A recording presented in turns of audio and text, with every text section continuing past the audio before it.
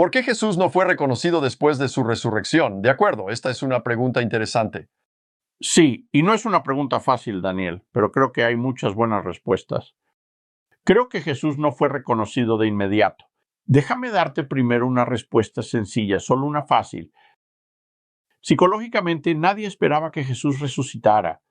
Esto es claro en el texto, claro en el Antiguo Testamento. Nadie esperaba que Él resucitara. Entonces, si piensas que ese hombre que está allí de pie es una resurrección, algo está ocurriendo dentro de ti. Ese se parece a Jesús, pero se supone que Él no debe resucitar. Entonces, ¿quién es este? Así que una razón podría ser simplemente psicológica. Pero déjame darte otras razones que creo que son más sustanciales.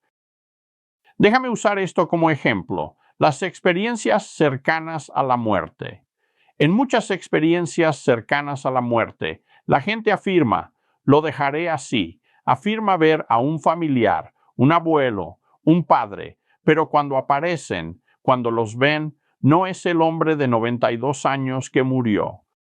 Tiene 25 años. Y aún así sabían que era su padre o su abuelo. ¿Y si Jesús apareciera y se me presentara mucho más joven que 30 años? ¿Y si definitivamente no hubieras pensado que era Jesús hasta que empezó a hablar?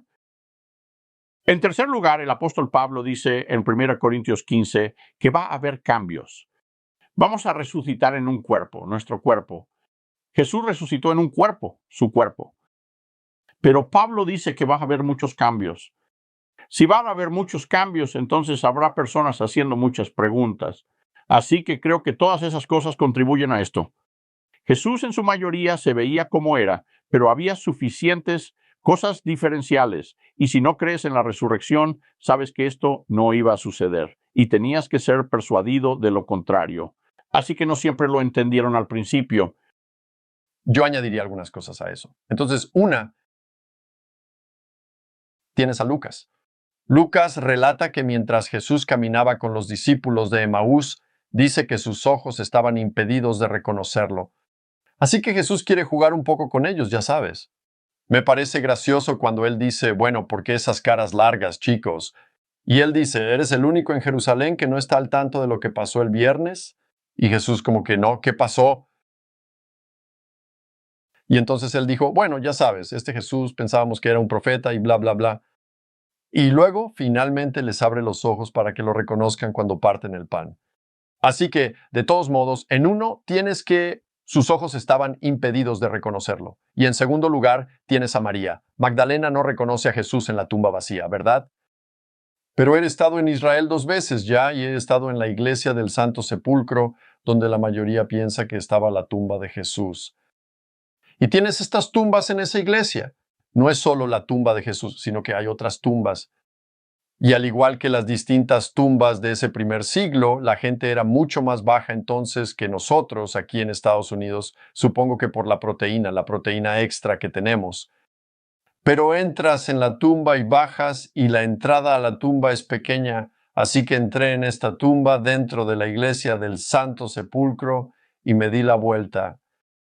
Y miré a las personas, a mis colegas al otro lado, y solo se les podía ver hasta la cintura. Así que María está agachada dentro de esa tumba, y entonces Jesús le está hablando. Ella está comunicándose con los ángeles, y luego Jesús le dice desde fuera de la tumba, «Mujer, ¿por qué lloras, verdad?» Y ella piensa que él es el jardinero. Pero recuerda, ella está dándose la vuelta. Probablemente solo puede verlo hasta la cintura, así que... Bien pensado.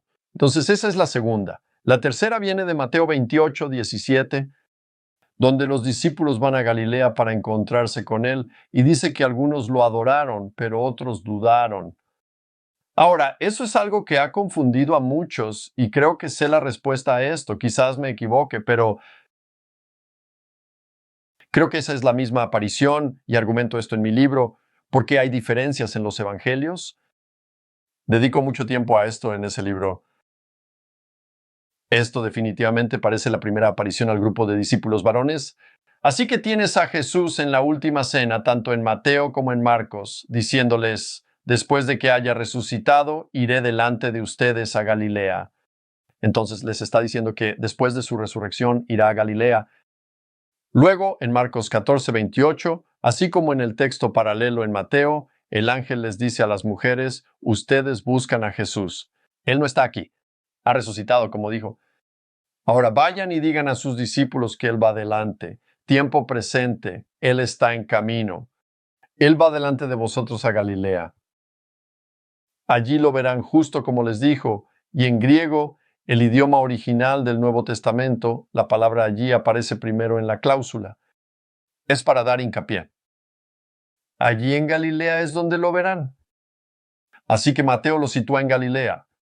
Marcos lo insinúa porque Marcos termina de manera muy abrupta en el versículo 8. No sabemos qué pasó con el final de Marcos. Y luego tienes tanto a Lucas como a Juan.